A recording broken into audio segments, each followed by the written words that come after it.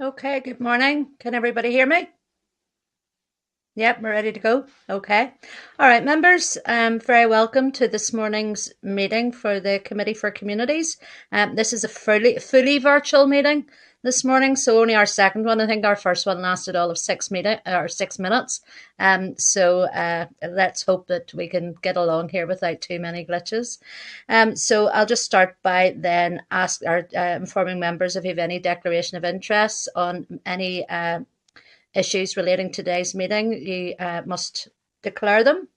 I'm going to move then on to agenda item 1, which is apologies. I have an apology from Kelly. Do we have any other apologies, Janice?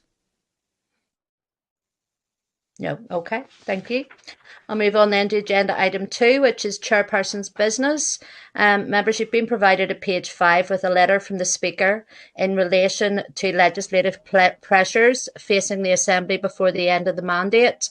In summary, the Business Committee agreed that the Speaker should write to committees to note that legislation will be a priority for plenary time in the remaining sittings of the mandate, and that it would be helpful if committees could avoid bringing non-essential motions to the Assembly for debate before dissolution. There may be an opportunity to allow for a short second stage debates for the 4 remaining private members' bills. There is not realistically time remaining for those bills to receive committee scrutiny and then come forward to complete their remaining stages. So the Business Committee is not taking those bills into account for the planning of future plenary sittings. So can I just then ask if members any comments? Are they content to note? Content? I don't know. I can't hear anybody, so I don't know. So if you put your thumbs up, that's fine. I assume we're content because there's no hands up. All right. Okay. I'm going to move on then to agenda item 3, which is draft minutes. Members, you'll find the draft minutes of the meeting of the 17th of February 2022 at page 9 of your pack. Are members content to agree the minutes as drafted? Again, I don't know if you are, but there's no hands up, so I will take it that you're content to agree the minutes as drafted. Content, Chair. With members in now, good stuff. Thank you. Lauren Alexander. Okay, I can hear you all speaking. Just to let you know, you are all live now on. So anybody having a conversation, you can be quiet. Then I'll move you on then to agenda item 4, which is matters arising. You've been provided at page 18 with a departmental response in relation to Regina Chelly House. The housing executive has advised that it has been able to provide alternative accommodation for the majority of residents. However, there is one remaining resident in the facility who has been offered a number of temporary accommodation options which have not been accepted. The resident is being provided with ongoing support provided by extern and housing executive staff are urgently sourcing alternative suitable accommodations. Members, have you any comments on that? Or are you content to note? Any comments or content to note? Content. Okay, thank you. Members, then you'll find page 19, there's a copy of the latest report from their Examiner of Statutory Rules. The Examiner draws attention to SR 2022-15, the Housing Benefit and Universal Credit Housing Costs, Executive Determinations, Amendment and Modification Regulations, Northern Ireland 2022. The Department has acknowledged that the regulations were laid in breach of the 21-day rule, and the Examiner is content that the Department has provided a satisfactory explanation for the breach. Again, members, have you any comments or are you content to note? Content? Good stuff. All right, members, thank you for that. That was a really short matters arising today. We're going to now move on then to agenda item 5, which is a departmental briefing on the sub-regional Stadia programme. So members, you'll find a copy of the ministerial letter on this issue as at page 32 of your packs. So we have with us in our meeting today with Catherine Hill and Shirley Chambers. You remember last week, members, we had invited the Minister to come along. She was unable to attend due to a long-standing commitment in her diary, but thankfully her officials are here to brief us. So Catherine and Shirley are both very welcome. Catherine, is it yourself that's going to start us off? Yes, thank you, Chair. Good morning, everybody. So I was just going to give a very brief verbal overview and then happy to take any questions. So really by way of very quick recap, In March 2011, the executive endorsed the £36.2 million investment for the sub-regional Stadia programme for soccer as resources became available. So proposals were based on the 5 strands identified in the IFA's 2011 paper entitled Strategic Facility Need. So 12-week public consultation took place in 15-16, 1,079 responses received, and the consultation report has been published on the department's website. So as the committee is aware, given the passage of time since the public consultation, the Minister requested a refresh and re-engagement exercise. This was to provide a robust and up-to-date evidence base to inform decisions on the shape and scope. So key findings of the club survey and the one-to-one stakeholder interviews were shared with the committee at our last briefing session. So at a strategic level, the exercise identified a number of changes since 2011, 3 of which I just wanted to mention briefly. The first is the establishment of NIFL. So for those who aren't familiar with NIFL, it's the organising body for the top 4 tiers of the football pyramid. So these are the performance end of the game. So NIFL is a private company. It has 43 member clubs from the Premiership, Championship, Premier Intermediate League and Women's Premiership. So the establishment of NIFL really placed a direct and strategic focus on the top tiers of football in Northern Ireland. This goes alongside the IFA's focus on the entire pyramid of participation. Second thing I wanted to touch on was the growth of grassroots participation. So participation in football has increased in recent years, with clubs growing, particularly in youth numbers. There's been an increased profile of and participation by underrepresented groups, so girls, women, over 35 males, and those with a disability. So gaps still remain, but progress is being made. And future investment will need to incorporate inclusive design, and management of stadia facilities will need to reflect accessibility guidelines. Particularly noted that the female game has moved on considerably, and recently the Women's Premiership welcomed 2 new teams, Lisburn Ladies and Mid Ulster Ladies, and this increases the number of teams to 8. Now the third thing is the increase in spectator numbers. So along with the growth in participation, there's been a growth in spectators, 25% increase since 2010-11, but it's fully recognised that the facilities at clubs throughout Northern Ireland aren't adequate to attract and support participation or spectating, particularly from underrepresented groups. So what has happened since we last briefed the committee? So the advisory working group has continued to meet to progress the development of the programme. To date, the group has met on 9 occasions, and at the most recent meetings on the 4th of November and 9th of February, discussions really focused on the critical success factors of the programme. So this included, for example, how we achieve a fair geographical spread, the level of partnership funding, environmental sustainability, financial sustainability of clubs, how we allow funding levels to allow for ambition and success, and how we ensure that projects maximise inclusion, community focus and collaboration. So as set out by the Minister, executive endorsement is required for the refreshed proposals for programme delivery. However, the Minister has confirmed her commitment to investigating options available to progress this programme before the end of the current mandate. The Minister has met with representatives from the IFA and NIFL last week. She's also written to her ministerial colleagues, reaffirming her commitment to deliver for football and asking that they support her efforts to progress the programme as a matter of urgency. The Minister has also written to the Finance Minister to request assistance on how best to address the cost increases due to inflation and how to secure additional budget. So by way of next steps, in the absence of an executive, Minister Hargay is considering means by which the programme can be progressed. Departmental officials, supported by the AWG, will continue to develop the programme, including the application process. This will inform the development of the required business cases and prepare the programme for launch upon receipt of the necessary approvals. And once approved, a bid will be made for funding for the programme, and it's the understanding of the department that any executive allocation will be prioritised, given that this is a flagship project and a commitment in NDNA. So I'm just going to stop there and happy to take any questions. Okay, look, Catherine, thank you for coming into us today. You'll be well aware that this is something that this committee has discussed time and time again since its inception back in 2020, and members have got very vexed over it at times because of the lack of movement in this. So I am going to actually go to members first because I think that they have shown a considered interest in this over the time. So I have Andy, then I have Stephen, and then I have Ciara. So I'm going to bring in Andy first. If we can bring Andy into the spotlight, please. Thanks, Chair, and I'll try to keep my remarks brief. That was a very helpful overview, and I don't think any of it's disputed by any member across the committee. We appreciate that this exercise had to be undertaken, as there had been a change over the course of the years.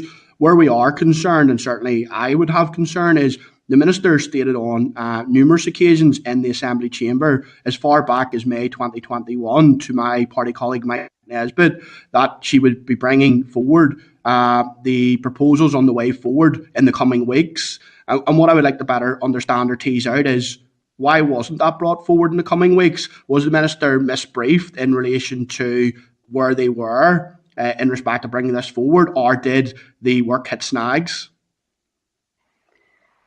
And no, Andy, I suppose the Minister has been considering, she has been actively considering, and she has reiterated that. She'd always stated her intention to present the proposals for the end of this before the end of this mandate. So she's still working through that process. She is committed to see what she can do. So, like I said, she has written to her ministerial colleagues. She intends to write to them again today. And she has been engaging with the IFN NIFL, and she will continue to do so.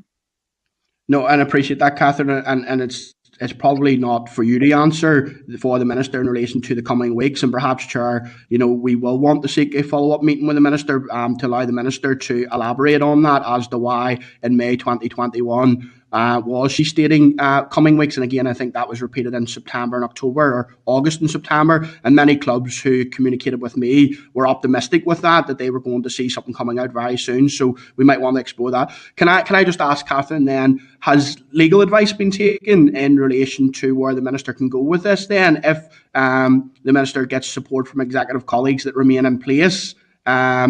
Is the legal advice saying that this could be rolled out? So the department has shared advice that it has received with the Minister. At the moment, she's still considering her options as to where we go in the absence of an executive. And the first step of that is the engagement with her ministerial colleagues. And she will explore all options once she gets the feedback that she needs there. Okay. And also, Catherine, you'd mentioned the need maybe for an uplift to the programme to recognise the increase in costs over the many years that this programme's been delayed. Is there any indication of what sort of uplift we're talking about at this stage? No, and I suppose in a way, Andy, that's probably the $1 million question. And you'll have heard NIFL in recent days talking about the necessity versus the desires of some of the clubs as well. Now, we have written to the finance minister, and he has reverted to say he will work with us in terms of the construction and the inflation indices. As I'm sure you appreciate, it's very complex in that it's very much dependent on the scale and the type of the construction projects as to how the indices will impact on them. And the sector is still very volatile at the moment. But the finance minister's reverted to say CPD will work with us as we try to crystallise what that uplift should look like. Okay, no problem. Sure, I'll leave it there. Thanks very much. Okay, Andy, thank you. Can I bring in Stephen, please? Thank you, Chair, and thanks for the presentation. Obviously, we welcome the commitment that you've reiterated today. Obviously, you were before the committee in December, and in that period, you reiterated your commitment to it. I suppose just a couple of points. Obviously, this has been the Minister's in tray from January 2020, now over 2 years ago, and the delay is very, very disappointing, and it's felt from clubs right across the country. In August 21, the Minister advised me about our proposals going in the coming weeks. And then that was reiterated in September 21, the commitment in the short time ahead. And clubs have spent considerable money in terms of planning and getting things in place that this scheme was ultimately coming. And just reiterate that point about the recognition of more budget will be required given the rising cost of materials and so on since the £36 million was allocated. Just a couple of questions. Was there any other issues or projects that were prioritised over this important scheme which maybe caused the delay? Not that I'm aware of, Stephen. I mean, the Minister has indicated she's been actively considering the programme, so not that I'm aware of, no. Yeah, but there's a real feeling sorry, out there. Maybe I've misunderstood your question there. Yeah, was there any other projects that the Minister prioritised over this, to have this sitting in her in tray for over 2 years?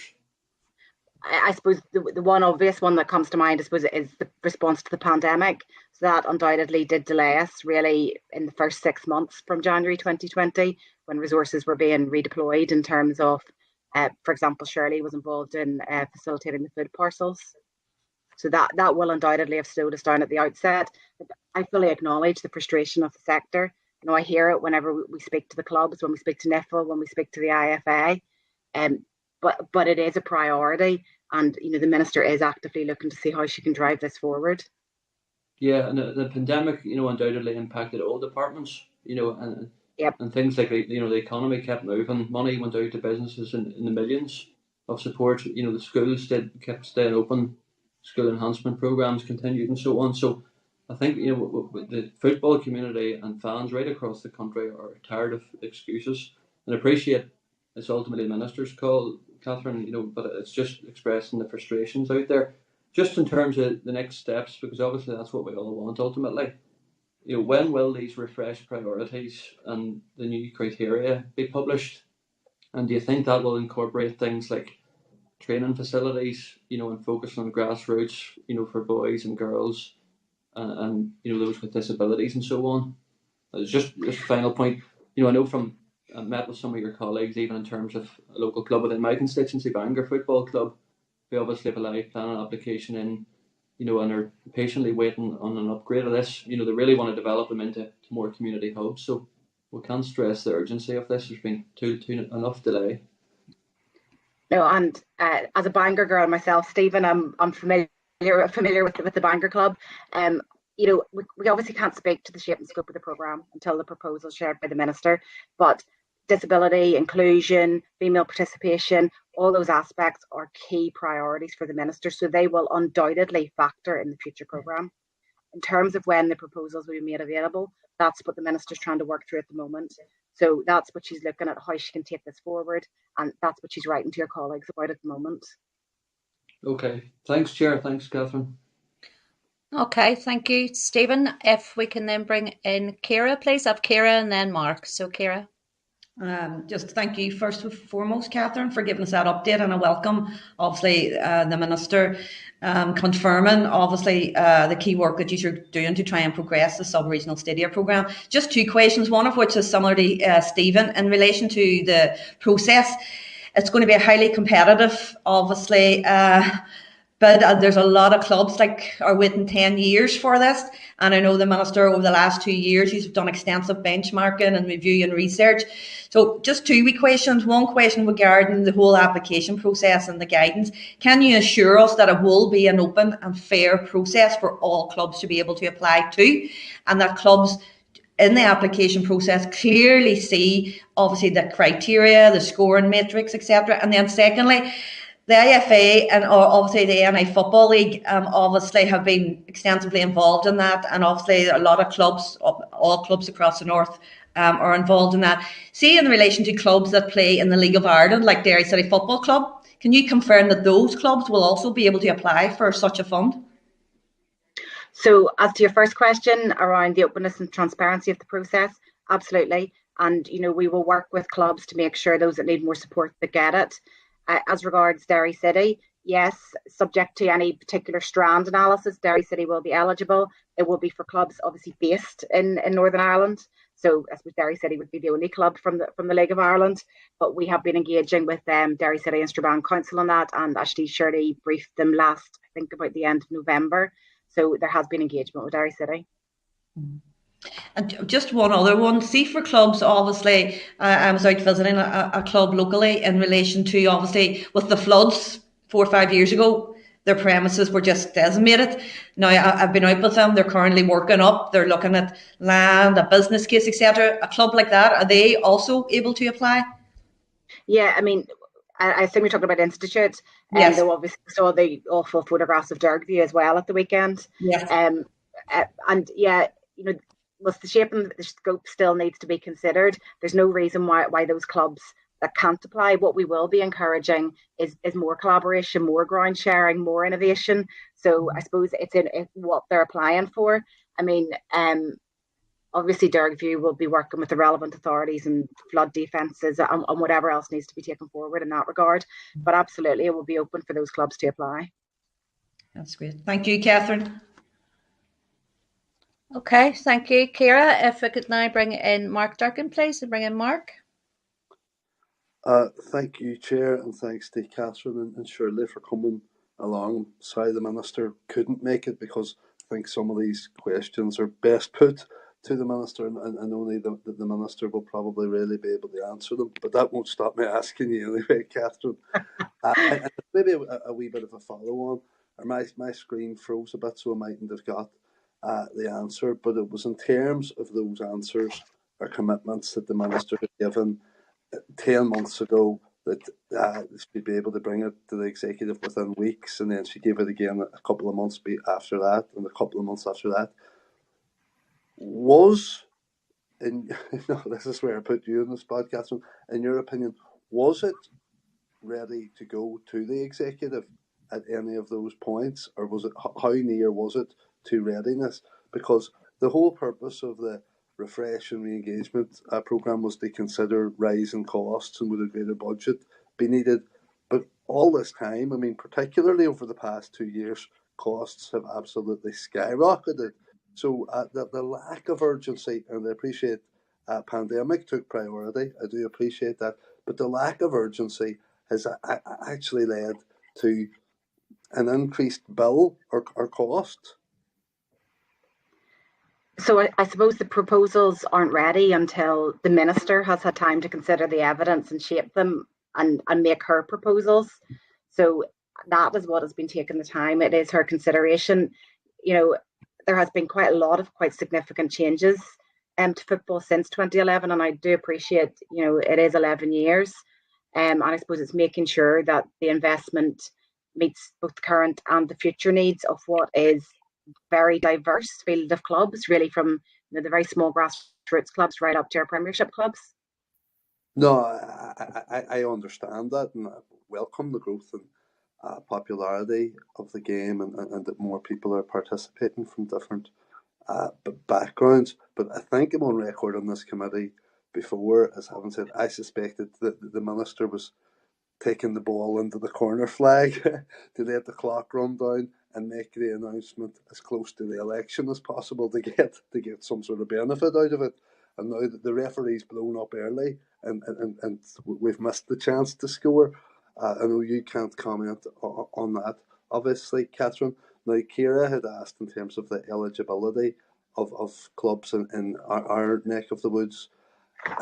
I just want to, I suppose, re-emphasise the importance of this having a spread across the region. I know where the concentration of clubs is, but it is a sub-regional Stadia thing.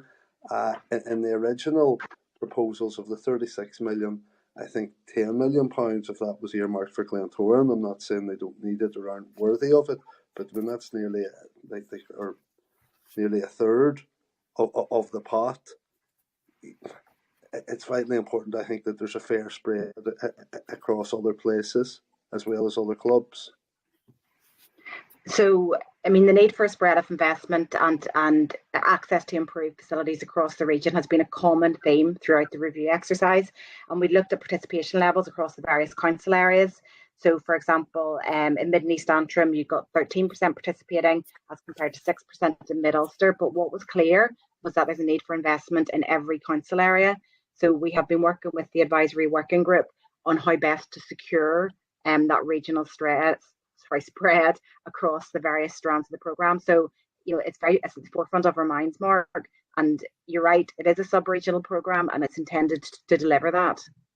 No, thank you, Catherine. And finally, Catherine, when you were speaking there in response to someone else, you described this scheme as a flagship project.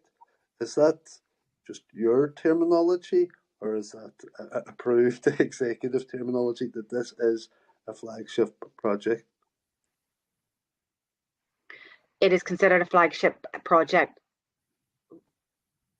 Sorry, Mark, I don't know if I cut across you there or if you faded out. No. Sorry, you're okay. Continue. Yeah. Sorry. Yeah, it is a flagship project in the department's terminology. Okay. Thanks a million, Catherine. Thank you, Shirley. Okay, thanks, Mark. Andy, you have your hand up again. Bring Andy back in. Yeah, thanks, Chair. Just a couple of quick follow-up questions. Catherine, see, in terms of when you were advising about Minister approaching her ministerial colleagues, has those letters gone already, or are they being drafted? Andy, a letter issued last week, and Okay. another letter is due to issue, I think today, if it Okay. hasn't And already issued today. what is the time frame then for turnaround on that, Catherine, in terms of giving the Minister time to make decision? Sorry, in terms of the other ministers responding, or? Yeah, has the Minister set, an anticipated response time on that to allow her to consider where she can go with this?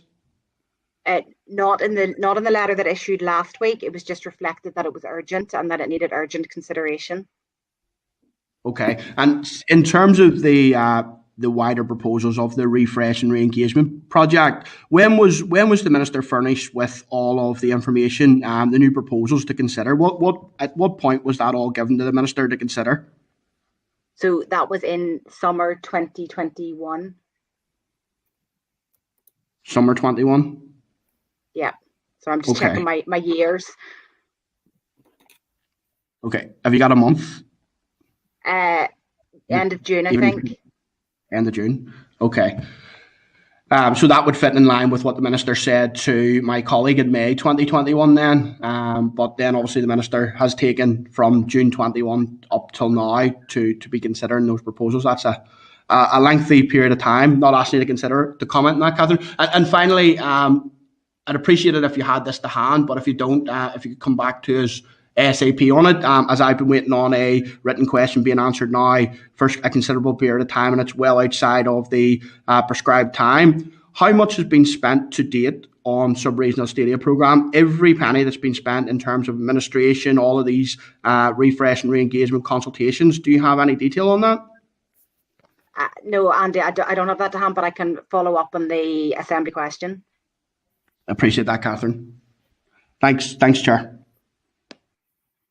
Okay, thank you for that, Andy. No other member has indicated they want to come in. I think following on from that, members, that we probably do require, not probably, bring in the Minister to speak on that. Hold on, I'm reading messages here from clerks and everything else as I go along. Okay, yeah, we do. They're quite right. We know that clubs will be listening in. We know that NIFL and IFA will be listening into this briefing today. All members in this committee and all parties in our assembly have been lobbied greatly on this issue. It is really very disappointing in your answers, some of your answers there, that this information has been sitting almost ready to go for some time, and at the 11th hour now, we're having to deal with this with only a few weeks left of the Assembly before we go into Parda. So really, really disappointing. So I do think we need to get the Minister in. Look, Catherine and Shirley, thank you very much for your time here today. We appreciate you coming in front of us, and we're glad that you were able to answer the questions as openly and as honestly as possible. So thank you for that. Thank you, Chair. Okay, thank you. All right, members, just before I move on to our next witness session, I was reading off the wrong brief this morning, which is not like me at all, but anyway, that's another story. So I had meant to mention in my chair's brief, if you just bear with me here, this is all new to me, having to chair a meeting virtually, so just bear with me. It was just to remind members that last week in committee, we all received a letter from NIACTA highlighting concerns with the proposed regulations. NIACTA are still very keen to brief the committee. Now, I know we have Martina Campbell with us later on in the briefing on further amendments to the betting bill, one of which seems to deal with NIACTA's concerns. So if members are in agreement, even after that briefing with Martina, we can decide then if we still want to hear from NIACTA. We do know that this is going through the Assembly under affirmative procedures, so therefore we should be fully aware of what we are voting in favour of when it comes to affirmative procedure.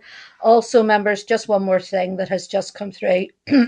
Also, Housing Rights have sent us a paper So that's going to be sent through via your packs this morning, and it's in concerns over amendments 13 and 15 of the private tenancies bill yesterday.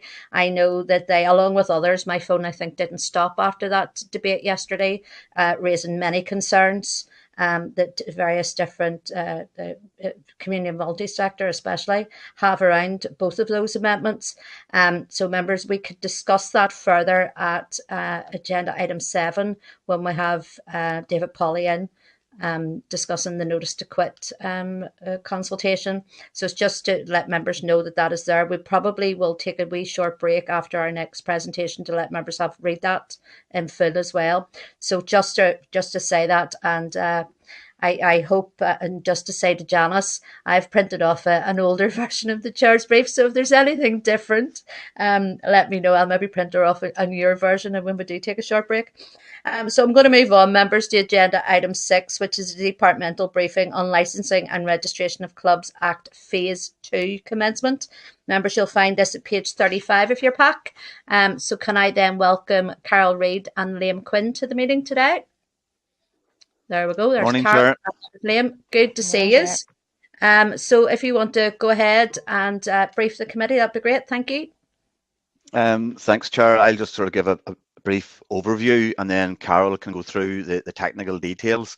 The briefing today is about a technical problem with the commencement of Section 11 of the 2021 Act. Section 11 refers to tap rooms, which was the committee amendment originally. The difficulty was only spotted at a very late stage when it came to drawing up procedures for court applications. And that's why we've had to delay things slightly. Now, when something like this happens, and it happens occasionally, but it's very unfortunate when it happens. But the first thing we need to do is get to the bottom of exactly what is the problem and what is the extent of the problem. In this case, it only affects the application for a tap room. It won't impact on the ability of a local producer to apply for a license to sell to the public online or at farmers markets, or to organise tours and give out samples at the end of the tour. After that, we went to the point of making sure that the stakeholders and the committee were aware of the delay and what the issue was. And then we moved on to trying to develop a strategy to solve the problem and put it right.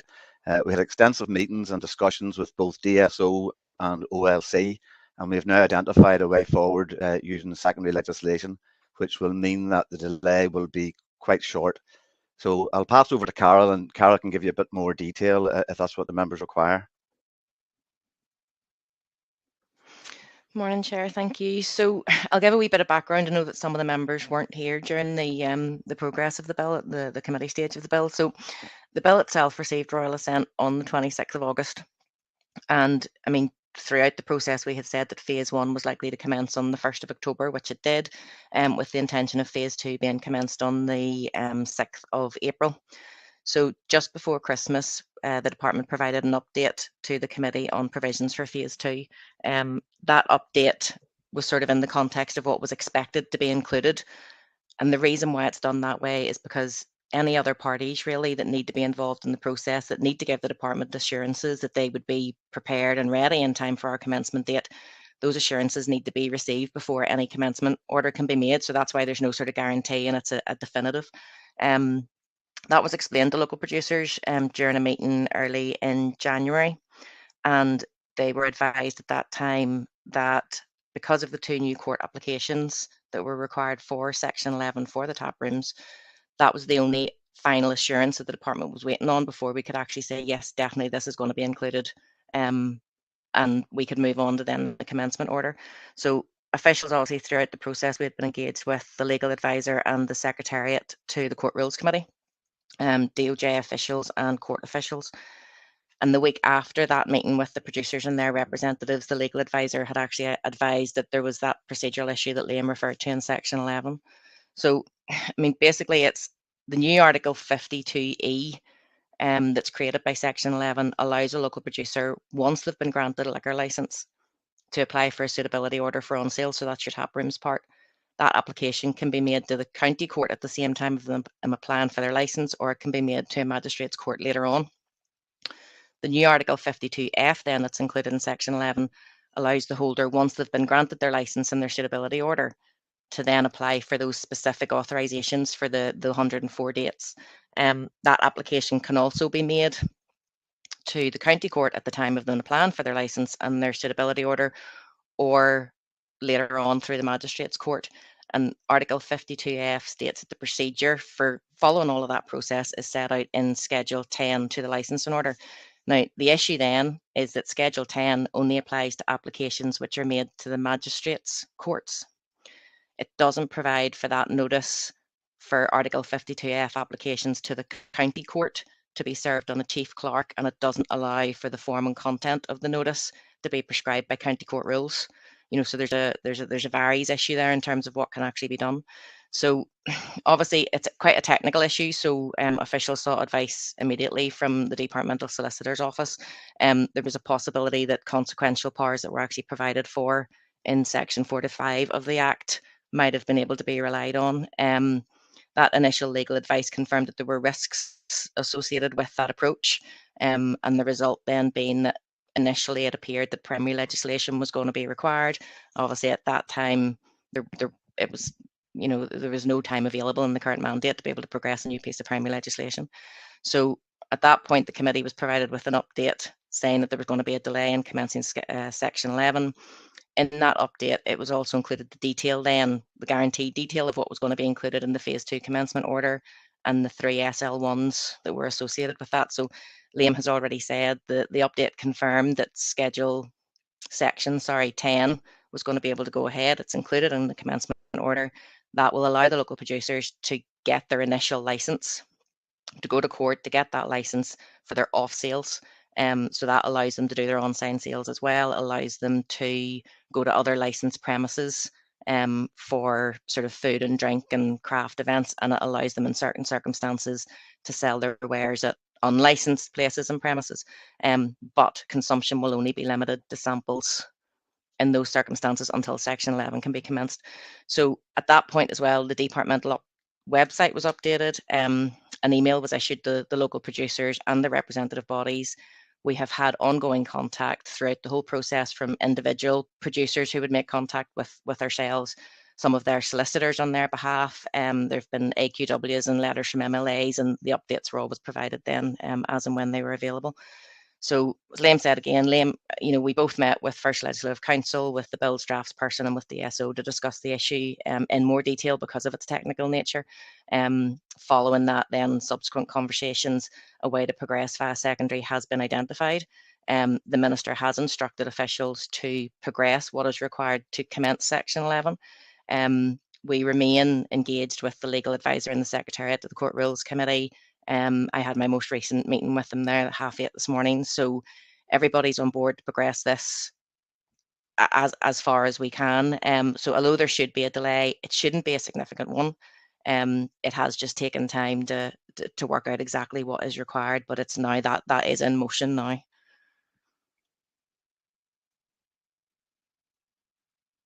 Okay, look, thank you for that update.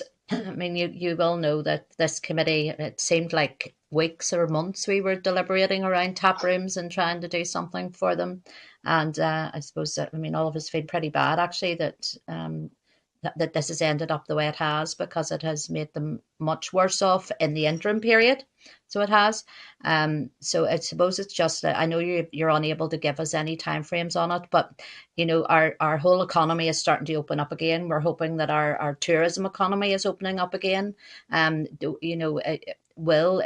there any idea, will this be sorted before that sort of summer period when they would be hoping to have that tourism coming through their doors and being able to then offer them what the committee had originally wanted them to have?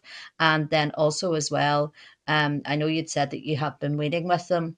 What response have you been getting from the local producers around this? And also, correct me if I'm wrong, because I don't have everything in front of me, and because I've only one screen here, I can't look things up at the moment. Because of using this to try the meeting. Before we made these changes, they were able to apply for the likes of occasional licenses and stuff like that through. Whether that was through other license holders or whatever, I can't actually remember the actualities of it. They're still unable to do that, though, aren't they? I mean, the only thing they can do is the sample, the piece at the moment. Is that correct? And correct me if I'm wrong. Well, in terms of the timing, say section 10 itself will be included in the commencement order. The commencement order is going to be made today, hopefully, and that is for commencement on the 6th of April. So there is a process that needs to be followed. There is a court process, but in theory, and obviously you're looking at court dates and things like that. The first, second week in May could see the first local producers be able to sell themselves on an off-sales basis. The second part in terms of Section 11 and getting that part sorted ASAP, because you're dealing with the court rules need to go through the Justice Committee before they can go to the Office of Lady Chief Justice and to the Court Rules Committee. So, I mean, speaking with officials, provided time could be found within the DOJ committee timescale to consider and to approve the SL1 that needs to go to them in advance of the pre-election period, then in theory it could be done and it could be in place by the summertime. Okay, that's and that was part of the discussions that I've had with the courts officials and with the legal advisor and the secretariat this morning. So we will work on the basis that yes, it will be in place by then, provided everything else falls into line along that time. In terms of the response, I think there's disappointment that obviously it won't come in at the same time, but it didn't seem to be there. I didn't receive any response to that comment at the time during the meeting with them in early January. As I say, we've had different phone calls and emails from solicitors and from independent producers, and they have ranged, that they're not just the breweries, they've been the distilleries as well. Again, disappointed that it's not going to take place, but the message I was getting was that, provided they got their original license, they would be ready then whenever Section 11 was available to them, and that they would be then progressing that as soon as that was available. The occasional licenses, there's nothing in Section 10 that prohibits them from being able to apply for, from their premises being able to be used for an occasional license. Section 11 does have that prohibition, but obviously that hasn't come in yet. The occasional licenses, it's a court-based process, and it's a judicial decision, so they have to follow all the same process. So in terms of any issues they're having now, it's not really something that officials could comment on, as it is a decision for the courts. No, look, that's good to get that cleared up, Carol, because there's just misinformation out there. So until, as you say, Section 11 comes in, they can still operate with the occasional license if they so wish to do so. And I know that you have acted pretty swiftly on this to try and bring about changes.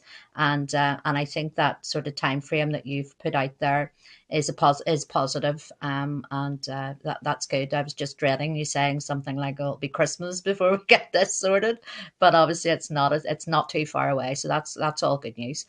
Members, if anybody wants to ask a question, can they please raise their hands? I only have one person who wants to come in, and that's Mark. So if we could bring Mark in, please.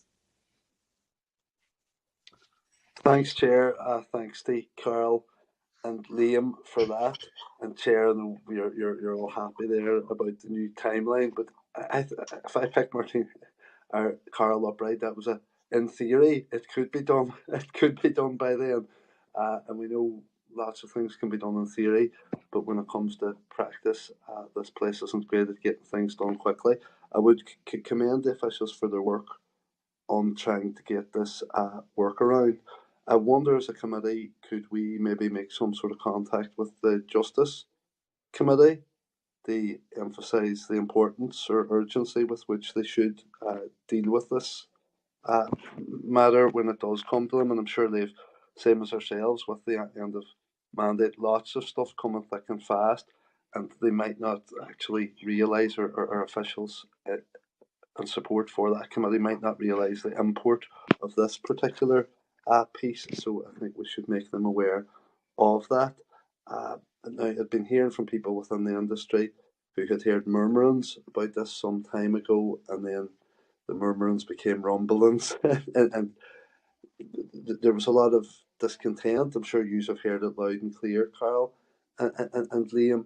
And given the initial resistance, I suppose, of the department and the minister to this particular amendment, there was a suspicion, and it was hard to allay. I did my best to do so, I can assure you, that this wasn't more than an unfortunate oversight. And I don't think that was helped much by, like, I think when John Blair was asked a question in the chamber about it recently, the minister kind of shrugged her shoulders and says, well, it wasn't my amendment. It doesn't matter who makes the amendment whenever the Assembly expresses a will to do something, that the support should be there in place to make it happen. This is extremely technical, as you've outlined, Carl. I wonder could we get that in writing? I was trying to scribble as you were going through the stuff there, but there's a lot to keep up with. But like I say, it's important that we maintain focus now and get this through as early as possible. The other stuff, you think 6th of April commencement date is possible, did you say, Carl, for the samples or the tours? Yeah, commencement order is going to be, well, if it's not made today, it'll be Monday. It's just a process sort of thing at this stage, but that's the commencement date is the 6th of April for phase 2. That's great too, because I do know businesses that have invested quite a bit in that and weren't sure how interrelated the two aspects were. But no, it's good news if we can get it sorted, and hopefully we can get it sorted soon, because I joked about it at, I think, second stage in the chamber, but you can see the headlines around our inability to organise a certain function in a brewery, and it's just it's so ridiculous, but true. Okay, thank you. Chair, could I maybe just respond to Mark's comments about the department, department's approach to fixing this amendment? Mark's quite right. The department and the minister originally opposed the amendment, which was formulated by the committee. But as soon as it was passed at the consideration stage, the department worked with OLC to identify any drafting errors in the amendment, and we actually put down 4 amendments to the further consideration stage to help make sure that the amendment worked in the way that both the committee and the Assembly generally wanted it to work. So there was absolutely no attempt by the department to in any way sabotage it, and I really want to emphasise that. I mean, and we've gone out of our way to work very closely with Justice and the Court Service ever since this technical issue was identified. It's a very small technical issue, but it did mean that the applications could not proceed, and the difficulty was missed by everybody who looked at the legislation. So it was very unfortunate, and I understand the disappointment out there, but I can assure the members of the committee that we are doing all we can to fix it, and there was absolutely no attempt in any way to delay. Oh, I accept that entirely. It's very concerning, though. It is just a very small oversight that can have a very big detrimental impact, and it panics me outside of this legislation, the liquor licence and stuff, the amount of legislation we've been dealing with as a committee, there's been an avalanche of it, and amendments coming from left, right and centre have been passed, and I think we're in for a rocky ride next mandate, if there is one. Okay, Mark, thank you very much for that. No other member has indicated they want to ask anything further on that. I suppose for many of the other members on the committee, they weren't in the committee whenever we were deliberating this bill, which again, as I said, seemed like forever we went through this. Look, thank you very much. I think then as a committee, if members are agreed, then we will write to our colleagues in the Justice Committee just to impress upon them the need to expedite this as soon as they receive it. But thank you, Liam, and thank you, Carol, for your time with us today. Chair, can I just advise as well, there was a written update provided, Mark had asked there, just in terms of scribbling down notes quickly. It is a technical detail, but I think that was issued last Tuesday, so it should be, if you check with the clerk, it should be in your packs there somewhere. It is in your packs. No, that's fine. No, thank you, Carol. Sorry, Mark has his hand raised again. Mark, sorry, bring Mark in. Or is it gone? No, his hand. Oh, it hands it up. Go ahead, Mark. No, I had read the written briefing, but whenever you were giving it there, Carl, it sounded even more technical than when I'd been reading it. I don't know, was there additional stuff there? No, that's grand. If there's anything else, if you do want it sort of broken down even further, just let us know, and I can send a quick email even across just that sets it all out. Okay, that'll do. Thanks, Mark. All right, again, thank you, Liam. Thank you, Carol, for your time today. Thanks, Thank Chair. you. Take care now. Bye bye. Thanks. Bye, bye, bye. Okay, members, just before we move on to agenda item 7, I think we need to take a short break. I need to go and print off a new chair's brief, an updated chair's brief, and I think it'll allow members to read through that email as well that came through from Housing Rights before and I don't actually think our officials are in attendance yet because we are running a wee bit early. So we are. But so members, if I could say what time is it now, even if we could take until 10:40, and that allows me time to have a chat with the committee clerk as well offline. So members will resume back at 10:40. Thank you.